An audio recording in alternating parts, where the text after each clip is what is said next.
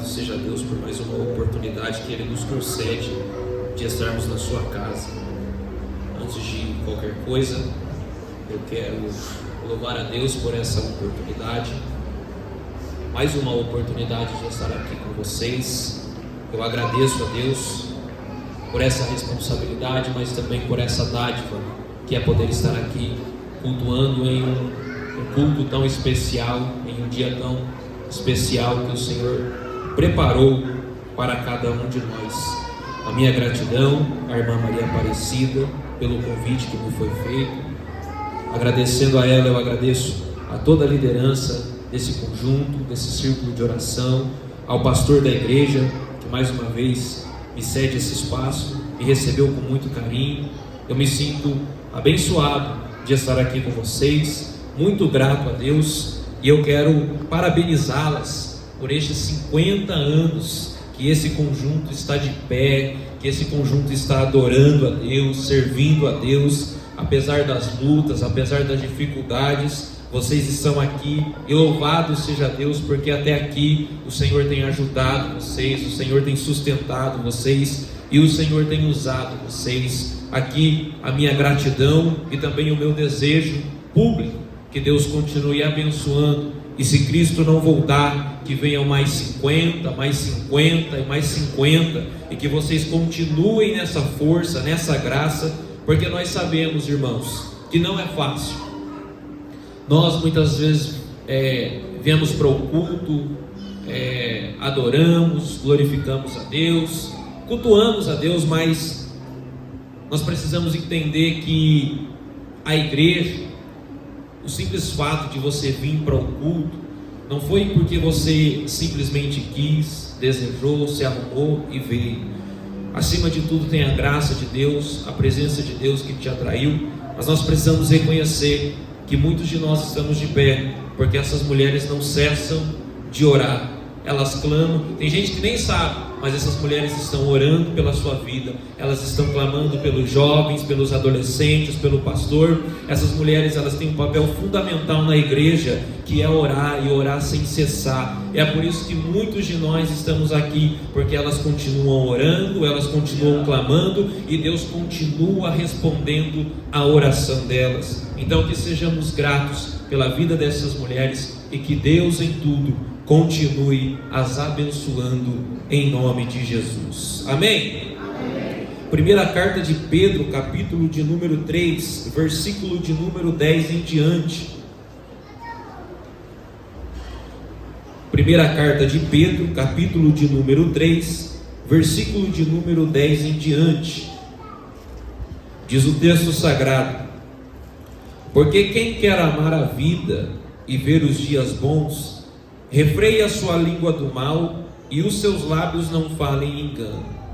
Aparte-se do mal e faça o bem, busque a paz e siga, porque os olhos do Senhor estão sobre os justos, e os seus ouvidos atentos às suas orações, mas o rosto do Senhor é contra os que fazem o mal. E qual é aquele que vos fará mal, se fordes seguidores do bem? Mas também, se padecerdes por amor da justiça, sois bem-aventurados. E não temais com medo deles, nem vos turbeis. Antes, santificai ao Senhor Deus em vossos corações, e estais sempre preparados para responder com mansidão e temor a qualquer que vos pedir a razão da esperança que há em vós, tendo uma boa consciência, para que naquilo em que falam mal de vós, como de malfeitores, fiquem confundidos os que blasfemam da vossa boa conduta em Cristo.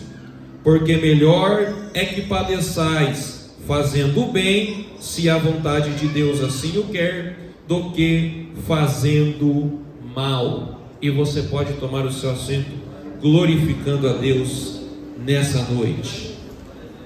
Meus irmãos, dentro desses minutos que nós temos, e de uma maneira bem objetiva, eu peço que você continue com a sua Bíblia aberta.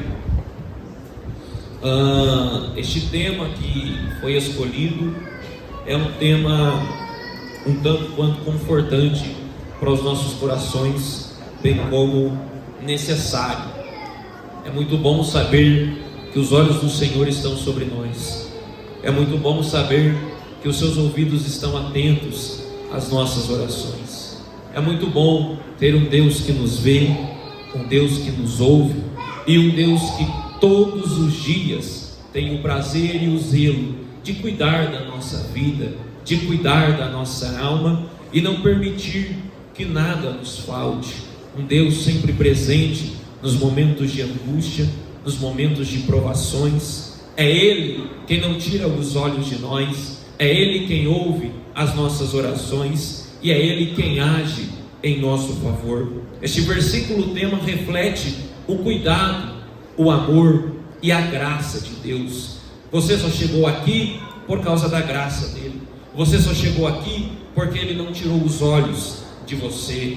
Nos seus dias maus te visitou, nos teus questionamentos te respondeu e mostrou que estava com você, que não te desamparou, que não te abandonou e que em nenhum momento perdeu você de vista, perdeu a sua história de vista, perdeu o seu ministério de vista, perdeu a sua família de vista. Ele tem o tempo todo olhado por você, cuidado de você, abençoado você, protegido você, livrado você, guardado você, sustentado você, em dias que você não entende o porquê de tantas provações, de tantas lutas, tantos porquês que surgem na sua alma, mas o Senhor marcou este encontro para dizer que os olhos dele continuam sobre a sua vida, os ouvidos deles não estão fechados para que ele não ouça a sua voz continua sendo entoada e ouvida aos ouvidos do Senhor Jesus. Ele te vê, ele te escuta e ele está cuidando de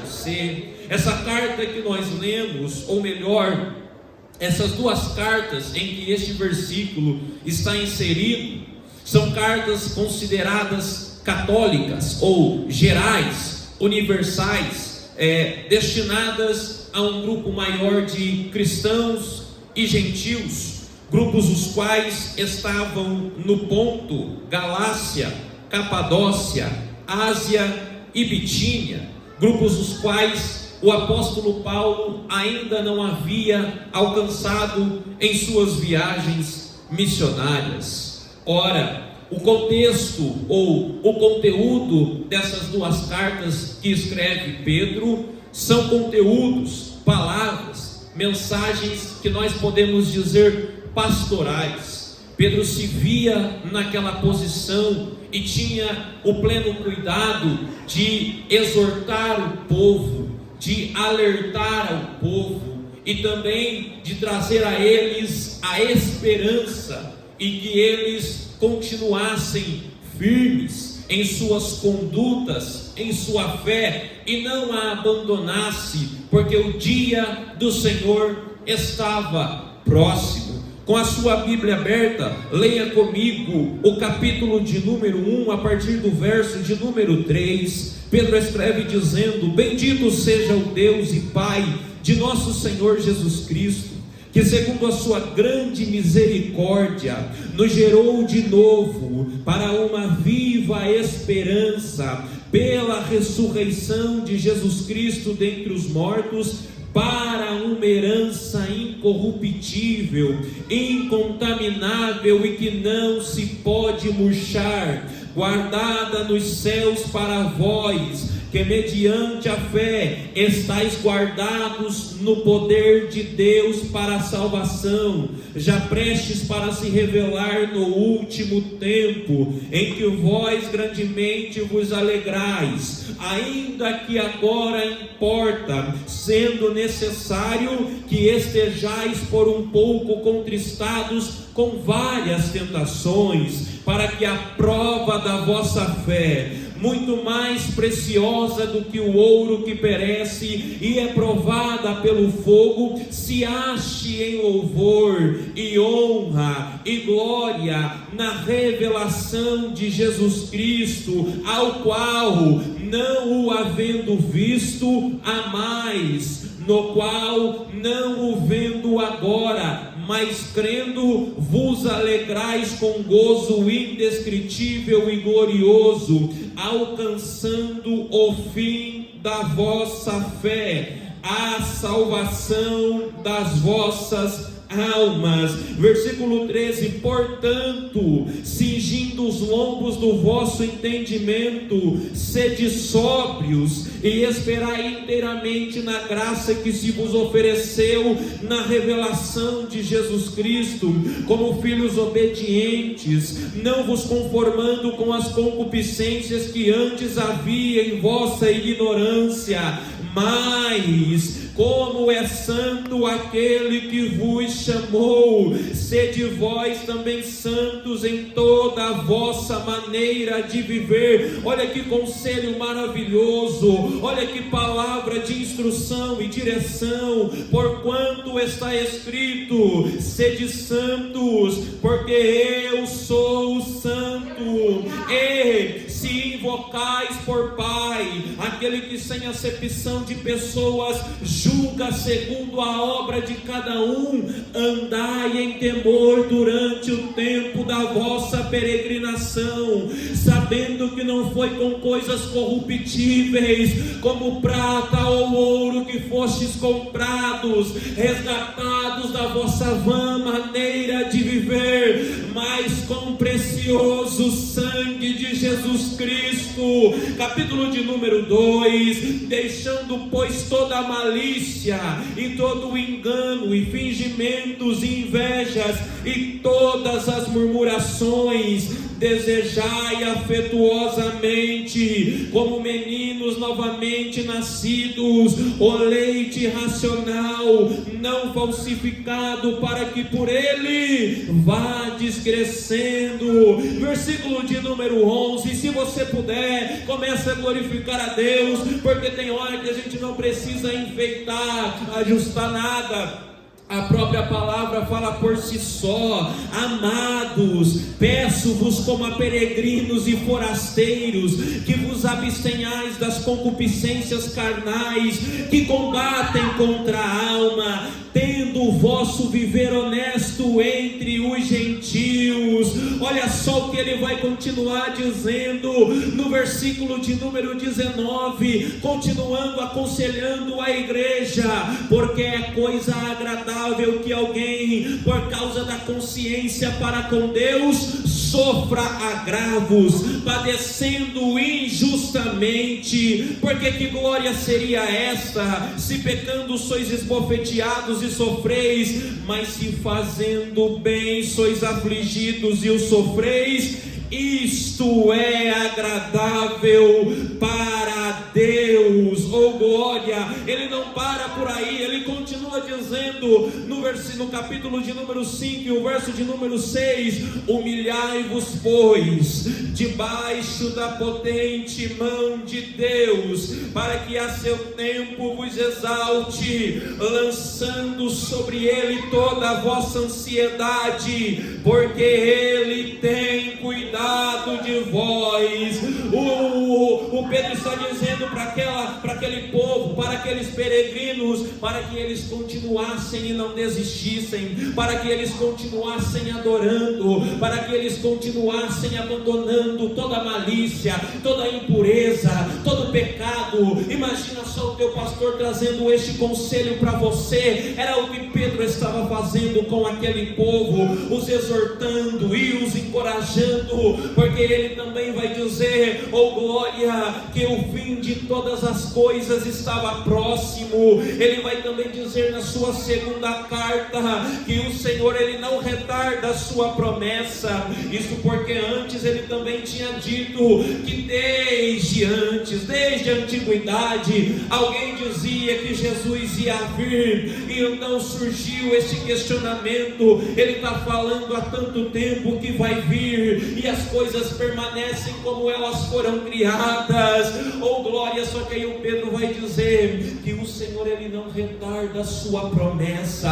A promessa da vinda estava de pé, a promessa da vinda ainda está de pé. E ele complementa dizendo: ainda que que alguns a têm por tardia, mas é que Ele é longânimo para conosco, não querendo que alguns se percam, senão que todos venham a arrepender-se. Olha só o versículo 13: mas nós, segundo a sua promessa, aguardamos novos céus e nova terra. Era quem transmitia as mensagens àquele povo, a fim de dizer a eles, para que não abandonassem a santidade, não se corrompesse com a vã maneira de viver, não tirassem a mão do arado, porque o dia do Senhor chegaria. Alguém até diria: está demorando muito, Ele está tanto tempo dizendo que vem. Mas Pedro estava encorajando aquele povo a continuar acreditando, porque ele também escreve dizendo que as palavras do Senhor permanecem para sempre. É o que Ele diz para mim e para você nessa noite: ao que é santo, continue se santificando ainda mais. Não volte para trás, não volte para o lugar da onde Ele te tirou. Continua sendo fiel, continua adorando, continua consagrando. Não volte para a lama, porque senão o preço vai ser ainda maior. Continua aguardando. Nós, como igreja, temos essa esperança viva em nossos corações. Talvez você escuta que Ele vai voltar há muito tempo, desde quando você nasceu. Os teus avós falavam disso, os teus pais falaram disso. Hoje você fala para os teus filhos: não importa quanto tempo passar, não importa se as estações vão mudar, se as coisas vão piorar ou melhorar, não importa o que suceda, nós não podemos perder essa esperança. Jesus Cristo veio e morreu por nossos pecados, mas antes dele ser assunto aos céus, Ele disse para os seus discípulos: não se turbe o vosso coração, credes em Deus e crede também em mim. Na casa do meu Pai tem muitas moradas, e se não fosse assim eu teria dito para vocês, mas eu vou preparar-vos um lugar, e outra vez virei, e outra vez virei. Eu quero saber quem é que continua acreditando que Ele vai voltar. Ele vai voltar, se Ele vai. Os incrédulos não acreditem, os ímpios permaneçam nas suas imundícias, mas a igreja do Senhor continuará acreditando que breve Ele virá e limpará dos nossos olhos todas as lágrimas. Ele vai cuidar de nós até que Ele volte, e nós iremos perseverar como aquele povo foi encorajado a perseverar. Ei, não abandone a tua fé, continue e não pare, porque Ele vela pela palavra dEle. Ele não é homem para que minta, Ele não é filho do homem para que se arrependa. Se Ele falou, Ele vai cumprir. Acaso pode Deus falhar? Acaso pode Deus mentir? Acaso pode Deus errar? Não, não é possível. Quando Ele falava, Ele cumpria. Isso dentro das Sagradas Escrituras, isso na tua vida. Você sabe todas as vezes que Ele falou que ia fazer na tua vida, Ele assim o fez, e Ele assim o fará. Jesus irá voltar.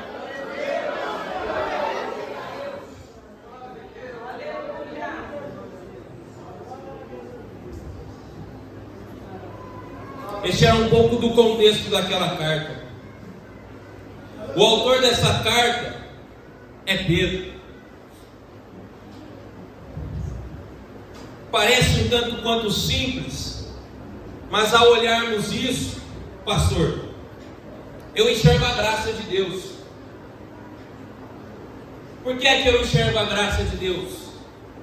Quem é que foi Pedro? Pedro foi aquele que, quando estava pescando e não apanhou nenhum peixe, e já lavava as suas redes, se deparou com Jesus. Jesus aparece e pede o barco dele emprestado naquele dia, porque a multidão estava apertando Jesus, porque precisava ouvir a sua palavra. A multidão apertando Jesus, Jesus está na praia, a multidão está o sufocando, ele avista um barco de alguém, ele vista o barco de outrem e pede o barco de Pedro emprestado. Me empresta aqui o teu barco, porque agora eu vou pregar. O culto está acontecendo, a mensagem está sendo anunciada, acabou o culto. Ele vira para o Pedro e diz: volta para o mar alto, pega as suas redes, volta para o mar alto e lança a rede de novo. É o encontro de Jesus com Pedro. Aí ele vai dizer: Senhor, tendo pescado a noite toda, não apanhamos nada, mas agora que o Senhor está falando, debaixo da tua palavra, nós vamos de novo. Eles foram, olha só o que a palavra faz, eles lançaram a rede, e naquele dia, não era noite, era dia. Eu abro um parênteses para dizer aqui, eles tinham o costume de pescar de noite, eles tinham a experiência durante a noite. Jesus aparece de dia e fala no dia: lança a rede. Agora eu te pergunto, se você é pescador, tem o costume de pescar à noite, Jesus aparece de dia, faz sentido você lançar a rede de dia? Se você está acostumado em pegar peixe de noite? Pedro já tinha experiência, era a profissão dele, ele já sabia. Fazia sentido, sim ou não? Não fazia sentido, mas tinha uma palavra. E quando tem palavra, não importa se faz sentido, não importa se as estatísticas dizem X, se a palavra está dizendo lança, eu não estou nem aí para as estatísticas. Não importa quanta experiência eu tenha, se a palavra está dizendo lança, eu vou lançar. Não importa se para mim não faz sentido eu ir, não faz sentido eu fazer, não faz sentido eu estar aqui. Se tem uma palavra, cabe a mim obedecer, porque a palavra de Deus, ela invade o ambiente aonde a gente enxerga e não vê sentido, não vê possibilidade, não vê saída, não vê solução, contrariando tudo e todos. Ela chega e ela muda o ambiente, ela traz peixe para a rede vazia, porque não foi o simples fato dele lançar a rede de novo, era no momento em que ele fazia e obedecia sem ter sentido, em que Jesus trazia os peixes para a sua rede. Deixa eu lhe dizer uma palavra: ainda que não faça sentido obedecer, obedeça. Ainda que não faça sentido cantar, cante. Ainda que não faça sentido pregar, pregue. Ainda que não faça sentido liderar, lidere. Porque enquanto você está obedecendo, ainda que não tenha sentido, Ele está operando um milagre, está enchendo a sua rede, Ele está fazendo o que antes era impossível e te frustrava. Não tenha medo de obedecer, ainda que para você as coisas não façam sentido. E o texto prossegue dizendo que agora ele está maravilhado, ele está perplexo, porque tamanho foi o milagre que Jesus operou. Agora ele se prostra diante de Jesus e diz: afaste-se de mim, eu não sou digno. Só que Jesus vira para ele e diz: ô Pedro, não temas, de agora em diante você não será pescador de peixe. De agora em diante você será pescador de homens. Daqui para frente, Pedro, a tua história muda, porque o encontro com Jesus no meio da frustração muda o meu futuro. O encontro com Jesus no meio da frustração muda o meu destino. Naquele momento ele estava falando para Pedro: Pedro, daqui em diante eu faço novas todas as coisas. Daqui em diante é um novo capítulo da tua vida, é uma nova estação. Só que eu olho para o Pedro e eu vejo que o barco dele está cheio, a rede dele está cheia. Você é capaz de abandonar tudo por ele? Gente, é no mínimo questionável. Por que Jesus então fez o milagre? Se Pedro agora tem que deixar tudo para trás. É porque tem coisa que ele vai fazer na minha e na tua vida. É ele quem vai fazer, é ele quem vai abençoar, é ele quem vai prosperar, e também é ele que te fará um convite. Larga tudo e vem. Sim, e isso é confirmação para alguém aqui nesta noite. Tem gente orando pelos seus negócios, tem gente orando pela tua família, tem gente orando pela casa, tem gente orando pelo carro, tem gente orando por tanta coisa. Deus vai fazer, Deus vai abençoar, é Ele quem vai fazer, mas Ele vai te pedir: larga tudo e vem. Para viver o chamado de Cristo, algumas coisas precisam ficar para trás. E talvez você vai olhar e não vai entender, mas foi o Senhor que deu, foi o Senhor que fez, foi o Senhor que moveu, foi o Senhor que abriu. Ele vai fazer, Ele vai entregar e Ele vai pedir. Deixa eu lhe dizer, deixa para trás, porque melhor do que viver milagre é viver chamado. Melhor do que viver milagre é viver chamado. De nada adianta eu viver milagre e não viver chamado. O milagre fala sobre aquilo que eu recebo, o chamado fala sobre aquilo que eu entrego, e para Deus é melhor você entregar do que você receber. O milagre fala sobre aquilo que Ele me deu, o milagre fala sobre as bênçãos e as dádivas que estão nas minhas mãos. O chamado fala sobre ser e não ter, e com Ele é melhor ser quem Ele me chamou e te chamou para ser, do que ter simplesmente as coisas que Ele dá ou que este mundo oferece. No milagre você recebe, no chamado você entrega, no milagre você tem, no chamado você é. E deixa eu lhe dizer uma coisa: vale a pena entregar, vale a pena ser, é melhor viver o chamado. Abraça o teu chamado, agarra as oportunidades, porque Deus está fazendo coisas novas, coisas que com peixe e com barco não era possível fazer. Ele vai fazer agora, Ele vai mudar a tua vida, Ele vai mudar a tua história. Abraça esse chamado e entenda que nesta noite Deus está lhe dizendo: é tempo de romper com a rede, é tempo de romper com os peixes. Eu tenho para você uma nova história, eu tenho para você uma nova estação, eu tenho para você um novo tempo. Eu vou te levantar, eu vou te enviar a alguns lugares que você ainda não pisou. Eu tenho uma obra para fazer na tua vida que eu ainda não fiz, mas vou fazer. Mas tem uma condição: para abraçar o novo é preciso deixar o velho. Então deixa o velho para trás, abandona o velho para trás e abrace, porque Ele está fazendo coisas novas.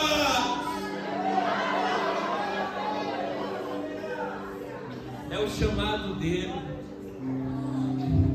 É difícil viver chamado, porque é difícil deixar algumas coisas para trás, é difícil deixar algumas pessoas para trás, é difícil abandonar algumas coisas que nós oramos e pedimos tanto para que Ele fizesse, para que Ele atendesse.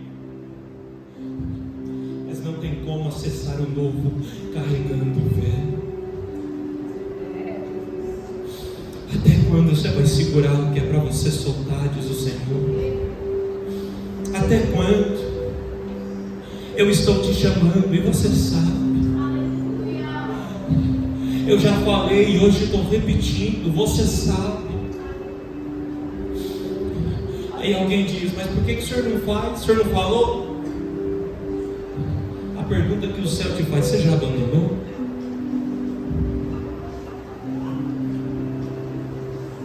O texto continua, eu preciso correr. O Pedro é chamado, o Pedro é levantado. Só que vai chegar um momento que você sabe o que vai acontecer. O Pedro vai falhar. Por que eu olho para isso, para a carta que ele está escrevendo, para a pessoa que ele é, e enxergo graça? Porque um dia ele negou Jesus 3 vezes, só que agora ele está escrevendo uma carta para um monte de gente. Fica firme, não abandona, se santifica. Ele está vindo, ele virá, continua. Se estiver ansioso, lança sobre ele a ansiedade de vocês. Ele está cuidando de vocês. É o mesmo Pedro que outrora disse: Jesus, eu vou contigo até o fim. Não demorou muito, o que aconteceu? Negou. Você também está enxergando a graça? Você também está enxergando a graça? De uma maneira simples.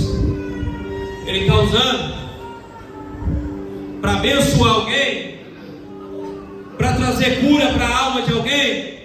Alguém que outrora caiu, alguém que outrora negou. Porque é isso que a graça faz. Ela te dá oportunidades de você ser usado por Ele. A graça é capaz de usar aqueles que um dia negaram. Deixa eu dizer ao coração de alguém: Ele ainda pode te usar. Tu ainda pode ser um instrumento. Deixa eu dizer mais: as promessas dele sobre a sua vida ainda estão de pé. Alguém chega aqui nesse lugar hoje, pastor, e diz: para mim não dá, neguei. Em outras palavras, caí, falhei. Aí ele está dizendo: eu ainda posso te usar. Eu ainda posso te usar. Eu ainda posso te usar. Eu conheço as tuas fraquezas. Eu conheço os teus altos e baixos. Eu sei que dentro do teu coração tem muitas mazelas, muitas sujeiras. Eu sei que o bem que você queria fazer, você não faz. Mas o mal que você não queria fazer, esse sim você acaba cometendo. Eu sei, mas a pergunta que eu lhe faço nessa noite é: tu me amas? Tu me amas? Tu me amas?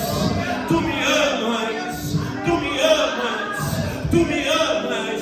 Se a resposta for sim, a palavra dele para o teu coração é: então apacenta, Pedro, as minhas ovelhas. O que ele está dizendo é: então recomece. Eu já sabia que você ia cair, eu já sabia que você ia negar, mas eu tenho uma palavra para você: aonde abunda o seu pecado, a minha graça superabunda, é maior, a minha graça é maior, as minhas misericórdias se renovaram. É por isso que tu não foi consumido, é por isso que tu está aqui, porque o teu chamado, o teu ministério e cada uma das promessas dele ainda estão de pé. Você me ama? Você me ama? Responda para a tua alma se tu tem amor a ele. E receba a palavra dele: ainda está de pé, ainda tem vida aí, eu sei. Eu vou te levantar de novo. Ei, o Pedro que negou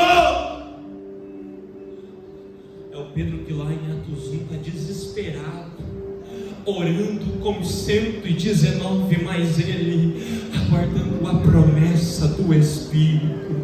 O Pedro que negou é o mesmo Pedro que agora no capítulo 2 de Atos estava junto com aqueles em que a palavra diz que no dia de Pentecostes, ouviu-se um som como de um vento veemente, impetuoso. Naquele dia de Pentecostes, ele encheu toda a casa, e foram vistas por eles línguas repartidas como que de fogo. E quem é que estava lá sendo cheio do Espírito Santo? Ele ainda pode te encher.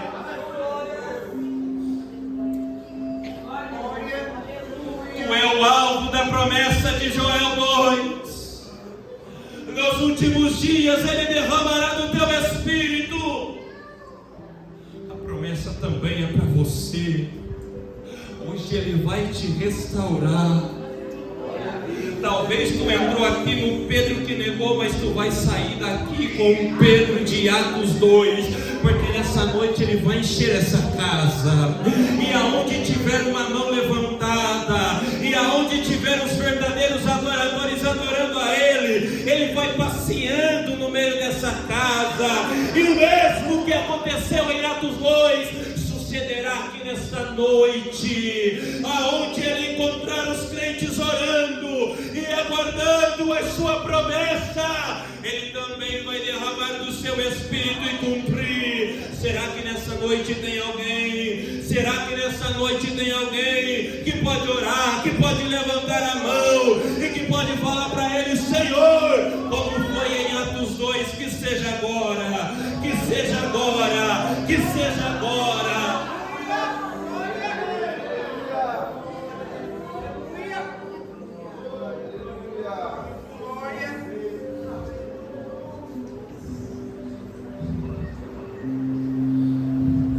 É o Pedro que está vivendo coisas novas. É o Pedro que está escrevendo o capítulo 3 e o verso 2. Porque os olhos do Senhor estão sobre os justos, e os seus ouvidos atentos às suas orações. Era o Pedro que já tinha sido preso. Era o Pedro que juntamente com a igreja estava sofrendo perseguições, ataques, calúnias, difamações, opressão, mas que está escrevendo: os olhos do Senhor estão sobre os justos. Perseguido, mas com uma certeza, ele está olhando pelos justos. Oprimido, mas com uma certeza, ele está escutando as nossas orações. Perseguido, mas certo de que ele não estava distante do olhar de Deus. Tem gente que chegou aqui como Pedro que negou. Tem gente que chegou aqui como Pedro restaurado, perseguido, caluniado. O diabo está te oprimindo, o inferno está se levantando contra a tua vida. Parece que quanto mais você santifica, mais o inferno se levanta. Parece que quanto mais você ora, mais as coisas pioram. Só que o Pedro, apesar de tudo, ele tinha essa certeza: os olhos do Senhor estão sobre os justos. O salmista, no capítulo de número 34, ele diz que muitas são as aflições do justo. Muitas são as aflições do justo. Você se lembra de Jó? A Bíblia diz que ele era um homem íntegro, um homem reto, ele agradava a Deus. Você se lembra do que aconteceu com Jó? O diabo estava vagando pela terra, aí ele se encontrou com o Senhor disse: está vendo lá o meu servo Jó? Ele é reto, ele é justo, ele me agrada. Aí o diabo falou assim: mas com tudo que ele tem é fácil. Deixa eu tocar nos animais, na família. Deixa eu tocar na vida dele, para ver se ele não vai blasfemar. Aí o diabo foi. Aí alguém chega para Jó, em um dia, imagina o meu Jó, um dia comum, trabalhando, levantando, mais um dia, fazer isso, aquilo. Aí alguém chega para Jó e diz: ô Jó, os camelos morreram, os teus servos morreram, as ovelhas morreram. Para piorar, Jó, Seus filhos estavam comendo, passou um vento, morreram todos. São as aflições do justo. São as aflições do justo. Como entender? São as aflições do justo. Você se lembra de José? Vendido pelos próprios irmãos, escravizado, e quando decidiu obedecer e não se corromper, aonde é que ele foi parar? Na prisão. Ele desobedeceu a Deus, gente. São as aflições do justo. Você se lembra do apóstolo Paulo? Ele diz: olha, eu sofri naufrágios, perigo de dia, perigo de noite, perigo entre aqueles que são da minha nação. Isso aqui mexe comigo, versículo 26 de 2 Coríntios. Entre os falsos irmãos. E para ajudar, ele disse que ele tinha um espinho, que ele orou 3 vezes ao Senhor, para o Senhor: Senhor, tira de mim. O espinho machucava, o espinho esbofeteava. E sabe o que ele ouviu do Senhor? O que eu e você não conseguimos ouvir. Não, são as aflições do justo. Você se lembra de Moisés? Deus visita ele: levanta, tira o meu povo do Egito, faz esse povo subir. Aí Moisés vai. Aí depois de tanto o faraó resistir, eles são libertos. Eles começam a peregrinar no deserto. Só que o povo está toda hora: Moisés, a gente não tem o que comer. Era mais fácil a gente ter ficado lá no Egito. Pelo menos a gente comia, pelo menos não faltava alimento. Era melhor a gente ter ficado lá do que ter morrido aqui. É murmuração de dia, é murmuração de noite. É alguém reclamando de dia, é alguém reclamando de noite. Aí Moisés vai chegar a um ponto que ele vai dizer para o Senhor: Senhor, não aguento mais. Senhor, esse povo não é nem meu, tira a minha vida. São as aflições do justo. São as aflições do justo. Como não nos lembramos do nosso maior poder, o Cristo Jesus? Houve nele algum pecado, gente? Houve nele algum erro? Aí ele está lá no Getsemane, e a pressão interna é tão grande, mas tão grande, que o teu suor começa a escorrer como gotas de sangue. São as aflições do justo. Aí ele vai orar: Pai, se for possível, afasta de mim este cálice.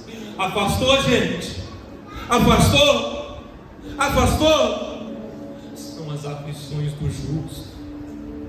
Ele matou alguém, ele mentiu para alguém, ele assassinou alguém, ele estuprou alguém. São as aflições do justo. Não o bastante, lá está ele na cruz do Calvário. Os pregos estão fincados nas suas mãos, sobre os seus pés, e na sua cabeça a coroa de espinhos. São as aflições do justo. Aí ele olha para o povo, e o povo está dizendo: condena ele, crucifica ele e solta Barrabás. São as aflições do justo. É o cenário de humilhação que a gente não entende, é o cenário de rejeição que a gente não consegue entender. Tem gente que chegou aqui e a vida dele é uma beleza agradável aos olhos do Senhor, mas está passando por coisas que não entende. São as aflições do justo. É você não entender porque é que ele está fechando a porta, é você não entender porque é que ele está tirando da sua vida alguém que você ama. É você não entender, porque parece que o ímpio está prosperando e na sua dispensa está faltando. São as aflições do justo, que vem, não perde um culto, mas quando chega em casa, o marido não está lá, está largado na cachaça, o filho está nas drogas. São as aflições do justo e não tem como explicar. É alguém que está consagrando, orando e buscando. Mas lá no serviço se levanta um, se levanta outro para perseguir, para mentir, para tentar te arrancar de lá. São as aflições do justo, são as aflições do justo, de alguém que chega aqui e levanta a mão, só que quando chega em casa não consegue nem dormir por causa da angústia da alma. São as aflições do justo, alguém que adora ele aqui, mas quando chega em casa dobra o joelho antes de dormir e começa a falar com ele. Mas por que está acontecendo isso? Por que está acontecendo aquilo? São as aflições do justo. Muitas são as aflições do justo, mas eu gosto porque o salmista ele não para por aí. Oh glória, ele vai continuar dizendo: mas o Senhor, para de graça, mas o Senhor o livra de todas. As aflições são muitas, mas o Senhor o livra de todas. Posso te dizer uma coisa simples? Tua vida não acaba nas aflições, teu ministério não acaba nas aflições, a tua família não acaba nas aflições. Tenho mais do Senhor para você nessa noite. Tenho mais do Senhor para você nessa noite. Alguém olha e diz: muitas são as aflições do justo, ponto final. Só que Deus marca este encontro para dizer: eu não coloquei ponto final, a última palavra é minha. Eu não decretei o fim de nada. Eu não falei que ia acabar. Porque na onde, por causa do seu desespero, você coloca ponto final, essa noite ele te visita colocando uma vírgula e um mais. Mas o Senhor o livra de todas. Não é de algumas, é de todas. Tem aflição? Tem. Mas a Bíblia nunca mostra o homem e a mulher que passará por aflição, sem mostrar também o que vem depois dessa aflição. O salmista diz: mas o Senhor o livra de todas.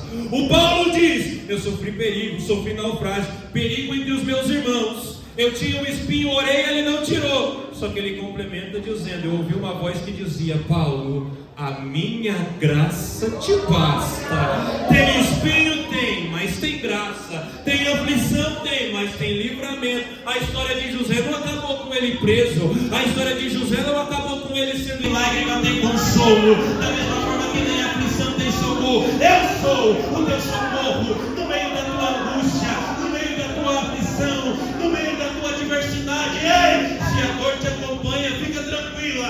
A minha graça te acompanha, o meu poder te acompanha, a minha presença te acompanha. Eu não te deixo, eu não te desamparo, eu não te abandono. Eu sou teu pai, eu sou teu amigo. Ainda que uma mãe se esqueça de amamentar o filho do seu ventre, eu todavia jamais me esquecerei de ti. Eu gosto do que o salmista diz. Ele diz assim: eu já fui velho, eu já fui moço, o tempo passou e agora eu estou velho. Muita coisa mudou, muita coisa eu passei, mas eu nunca vi um justo desamparado. Passou tanto tempo, aconteceu tanta coisa, mas em nenhum destes dias eu vi um justo desamparado. nem a sua descendência mendigar o pão. Ele está te vendo. Ele está te vendo. Ele está te vendo. Você não saiu do controle dele. Você não saiu da palma da mão dele. Ele está cuidando de você. Ele está cuidando das tuas finanças. Ele está cuidando do teu marido perdido. Ele está cuidando do teu filho que está dando trabalho. Ele está cuidando do teu trabalho onde você é perseguido. Ele está cuidando da tua alma. Ele está cuidando do teu coração. Ei, você não saiu debaixo do olhar dele. Ele está vendo tanta traição. Ele está vendo os teus questionamentos. Ele está vendo o abandono. Ele viu quando te machucaram na tua infância. Ele está vendo os traumas que você carrega até hoje.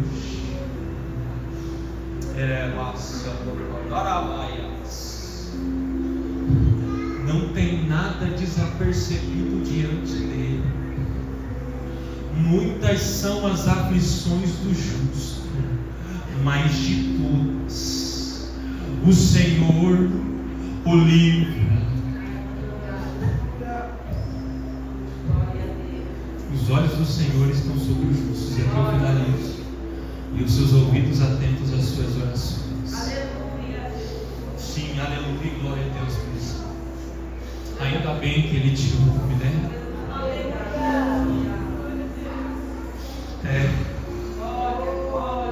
Ainda bem que Ele não tampou os ouvidos. Eu já finalizo. Mas tem alguém que precisa ouvir isso aqui. Você se lembra do povo de Israel? Que estava sendo oprimido por Faraó? Aí Deus vai levantar quem? Moisés. E quando Deus está levantando Moisés, falando com ele, Ele está dizendo o seguinte para Moisés: Moisés, tenho visto atentamente a aflição do meu povo. Moisés, também tenho escutado os seus clamores. Olha só que coisa maravilhosa, gente do céu. Moisés, eu estou vendo a aflição do povo e eu estou ouvindo o seu clamor. Moisés, no entanto, eu desci para livrá-los. Até aí eu também tinha glorificado muito. Só que tem um complemento. Eu desci para livrá-los e para fazê-los subir. O que Deus disse para Moisés foi assim: Moisés, eu estou vendo a aflição deles, eu estou ouvindo o seu clamor, e eu estou descendo para livrá-los e fazê-los subir. Eu estou vendo a aflição, eu estou ouvindo o clamor, e eu estou descendo para fazê-los subir. Eu vou repetir: eu estou vendo a aflição, eu estou ouvindo o clamor, e eu estou descendo. Os olhos do Senhor estão sobre os justos. Os seus ouvidos estão atentos às suas orações. E nessa noite há uma palavra de Deus para essa igreja. Eu estou vendo as tuas aflições. Eu estou ouvindo o teu clamor. E estou descendo. Eu estou descendo para livrá-los. O teu Deus não está pregado mais na cruz. O teu Deus não é uma estátua e não depende de alguém para mexer nele, para ele falar, para ele se mover, não. Ele está vivo e nessa noite está dizendo: eu estou te vendo, eu estou te ouvindo e eu estou descendo. Eu estou te vendo, eu estou te ouvindo e eu estou descendo. Eu estou te vendo, eu estou te ouvindo. Só parado não, eu estou descendo. Nessa noite eu estou descendo com livramento. Nessa noite eu estou descendo com resposta. Nessa noite eu estou descendo com renovo. Nessa noite eu estou descendo com salvação. Nessa noite eu estou descendo com cura. Nessa noite eu estou descendo com libertação. Nessa noite eu estou descendo com chaves. Nessa noite eu estou descendo com livramentos.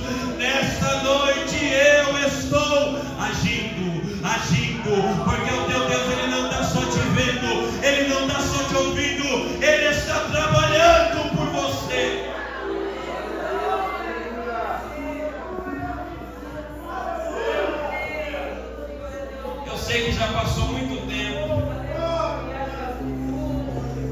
que você está orando e você está dizendo: nada muda, nada acontece. Só que eu acredito em palavra profética, e eu não gosto de ficar brincando com isso aqui. Só que Deus marca esse encontro com alguém para te dizer o seguinte: eu te vi e eu te ouvi. Esse tempo todo que você tem orado, estou te ouvindo, eu estou te vendo. São tantas madrugadas, são tantos propósitos, são tantas consagrações.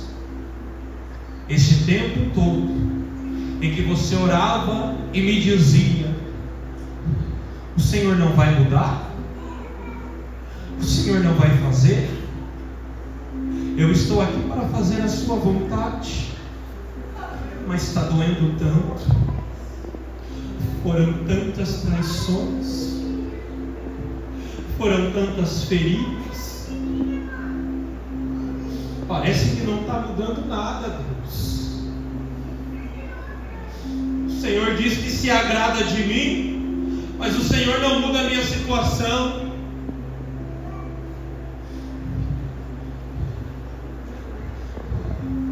Esse tempo todo Ele estava te vendo, esse tempo todo Ele estava te ouvindo. Quando lá no teu quarto você dizia para Ele: não aguento mais não. Esse tempo todo Ele estava te vendo, e esse tempo todo Ele estava te ouvindo. Quando alguns dias antes deste congresso você disse: eu vou falar com o pastor, para mim não dá mais. Foram tantos os levantes e ataques sobre a sua vida emocional, e você orava para Ele dizendo: Deus, não dá.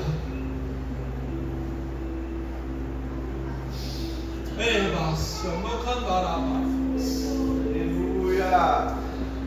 Eu sei que Ele falou ontem, eu sei que Ele está falando com alguém aqui agora de novo. Este tempo todo eu estava te vendo e eu estava te ouvindo, e neste momento eu estou te dizendo: eu estou descendo.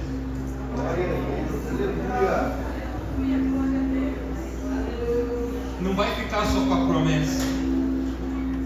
Deus é Deus que fala, mas também é Deus que cumpre. Eu estou descendo, diz o Senhor.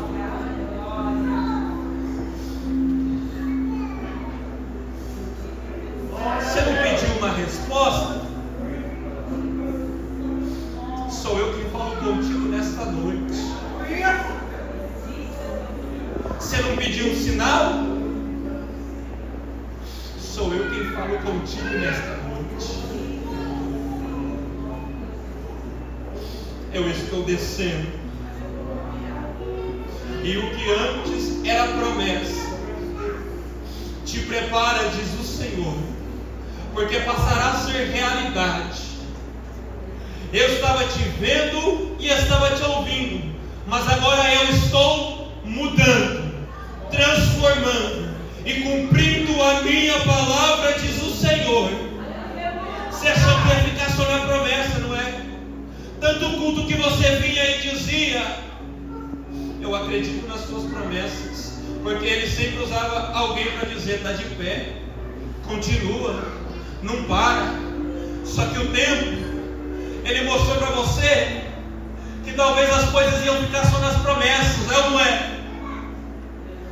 Só que Ele marca esse encontro para te dizer: não vai ficar só na promessa.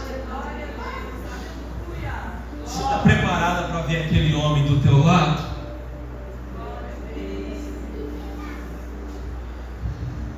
Você está preparado para ver aquele filho de volta? Se você não estava, então se prepara.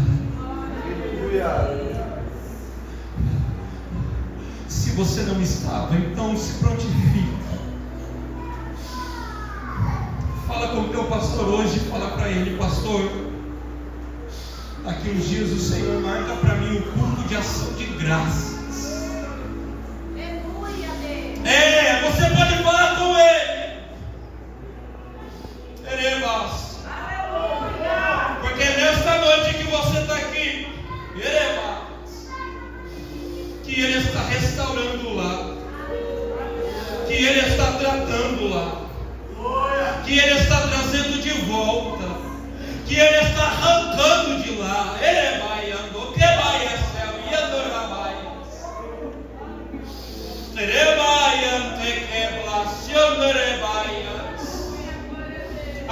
tentando te tirar de lá. Só que agora ele está agindo, desfazendo as obras do diabo e dos homens. Tu não vais sair de lá, diz o Senhor. Sou eu quem vou te preservar naquele lugar, para provar que sou Deus na sua vida. Porque você ora falando: eu quero sair daqui. Por que eu vou ficar aqui desse jeito? E o Senhor está dizendo: eu vou te preservar lá, porque eu tenho uma obra lá, eu tenho um propósito lá. Se coloca de pé no seu lugar. Convite para alguém. Mas antes deste convite, acerca da oração, nós temos 2 ensinos. Você se lembra de Zacarias e Isabel? A Bíblia diz que o próprio Deus testificava deles, dizendo: são justos e irrepreensíveis. Só que eles não podiam ter filho. A Isabel era estéril e eles eram avançados em idade. Aí, num determinado culto que Zacarias estava no templo, um anjo do Senhor é enviado para ele e diz: Zacarias, não temas, a tua oração foi ouvida.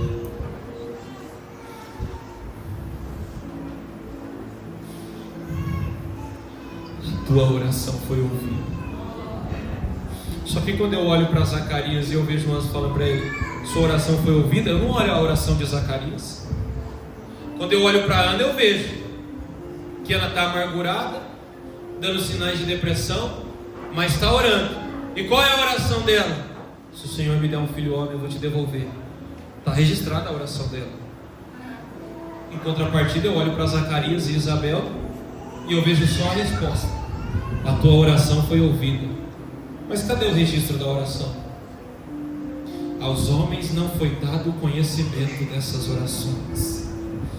Na Bíblia não está registrada para que eu e você soubéssemos as orações daquele casal.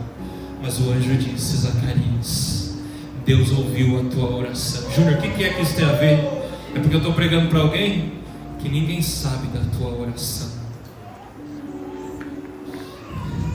Vê a tua luta, vê a tua dificuldade, mas ninguém sabe como você ora. Ninguém está com você dentro daquele quarto.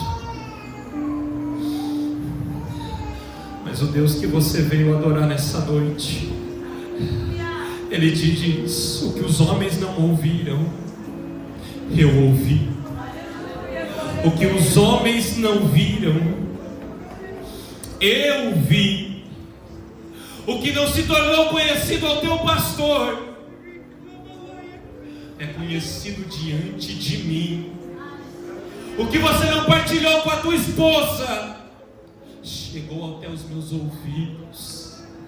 O que você não partilhou com o teu marido, eu ouvi. Não está registrado para os homens, mas está registrado para mim. Ninguém sabe, eu sei. Ninguém acessa, eu acessei. Ninguém viu, eu estava lá. Eu estava lá. Acerca da oração, eu finalizo fazendo esse convite. Você se lembra quando Dorcas morreu? Você se lembra? Atos capítulo 9. O que foi que aconteceu? A Bíblia diz que as mulheres mandaram chamar a Pedro. Pedro que está escrevendo essa carta. A Bíblia diz que elas levaram o corpo daquela mulher para um quarto alto. Só que pera lá, ela já morreu. O que é que você faz com o morto? O que é que você faz com o morto? Enterra. Só que elas não vão enterrar. O que era para fazer, elas não fizeram. Elas levaram para o quarto, ou para o cenáculo. Elas levaram para o lugar da adoração. Oh, glória. Aí elas vão dizer: manda chamar Pedro. Pedro chega, todo mundo sai, porque cenáculo ou quarto também é lugar de intimidade. E quando ele ora, diz o texto, depois ele se levanta e ele libera uma palavra para aquela mulher que estava morta, dizendo: levanta, levanta. E naquela hora a menina se levantou. Qual é o convite que você quer fazer? Eu quero fazer o convite para você que tem motivos para enterrar algumas coisas na sua vida. Só que nessa noite o Senhor está dizendo: não enterra, traz para mim. O convite é muito simples, porque eu estou pregando para mulheres e para homens. Que o que você tinha que fazer com este sonho era enterrar. Morreu, acabou. Só que o Senhor está dizendo: traz para mim. Antes de enterrar, traz para a oração. Antes de colocar ponto final, traz para a oração. A palavra do Senhor para o seu coração é: não enterra. Mas Senhor, não dá mais, não aguento mais, não tem jeito mais, está morta, acabou. E o Senhor está dizendo: traz para mim, traz para mim, traz para mim, traz para a minha presença, traz para o lugar da adoração. Eu sei que era para você enterrar, mas o Senhor está dizendo: traz para mim. Eu sei que você já tinha motivo para desistir, mas o Senhor está dizendo: traz para mim. Eu sei que você não foi embora até agora, porque já passou das 8 horas, porque o Senhor sabia que você precisava entregar para Ele o que você estava querendo enterrar. Eu quero te convidar e eu quero te conhecer. O que era para você enterrar e que você dizia para Ele que não aguentava mais, a palavra dele para você é: traz para a minha presença, traz para a oração, traz para a oração. Você vai ficar no seu lugar ou você vai tomar uma atitude? Que eu sei que você tem motivo para largar, eu sei que você tem motivo para abandonar, eu sei, passou tanto tempo, né? Parece que não aconteceu nada, não mudou nada. E para piorar, ao invés das coisas melhorar, parece que elas vão de mal a pior. E o tempo está sendo o teu maior inimigo.